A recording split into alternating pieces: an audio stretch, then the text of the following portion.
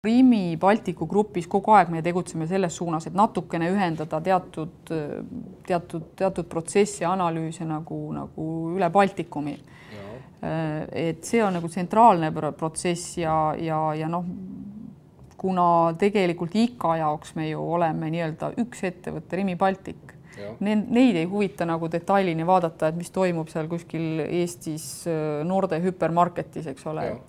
noh, nende jaoks see info jookseb kokku, siis tänu sellele meie finantsaruandlus nagu on hästi nagu sarnane. Et noh, ise teema on nüüd see, et me oleme ka järjest liikunud, meil on täitsa olnud siin nagu selline Baltikumi tasemel projekt, et ühtsustada ka seda, mismoodi inimesed siis analüüsivad oma tööd siin allapoole, et jah, üks asi on raport, see raport on siin, seal on omad niisugused mõõdikud peal, eks ole, nii-öelda KPI-d, eks ole, mida peab täitma, aga kuidas need inimesed seda infot seal, mis jääb sellest raportist väljapoole, et kuidas nad seda haldavad, kellel on oma Excel, kellel on mingi muu tabel, kes vaatab, meil on nagu tsentraalne SAP-i süsteem, et kes on võimeline sealt vaatama, et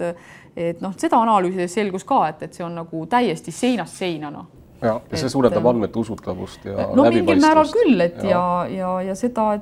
et noh, vahel ongi selline tunne, et inimene hoiabki nagu ta teeb või loob nagu ta enda jaoks teatud lisafaili. No. Tegelikult need andmed on kuskil olemas, aga ta kas ei oska seda kasutada või ta leiab, et see vorm ei ole tema jaoks sobiv või mugav. Et noh, sellist arengut me oleme nagu täna läbi käimas, ja ega see päris lõpule tõenäoliselt ei jõua kunagi, et kuna ikkagi inimesed vahetuvad ja võib-olla see uus inimene tõesti tunneb samamoodi, et kuigi see on paika pandud protsess või mingi raport või juhtimismudel, et noh, tema nagu on harjunud kuskil mujal teisiti tegema ja et see on nagu pidev arendus. Aga siuksed tänapäeval popid teemad nagu ISO ja balance scorecard ja mingisugused seda laadi juhtimis. Me oleme seda balance scorecardi nagu siin mõelnud ja meile ta tundus kuidagi nagu läbikäidud tee, et me nagu noh, et ta on hästi populaarne, aga me otsustasime siiski mõnes mõttes võib-olla lihtsamate nagu skeemide poole, et jah, me nagu põhimõtteliselt meil on, nagu ma ütlesin, et meil on omad nagu mõõdikud, mida me nädalapõhiselt või kuupõhiselt vaatame ja võib-olla seal on ära nagu selles tabelites või selles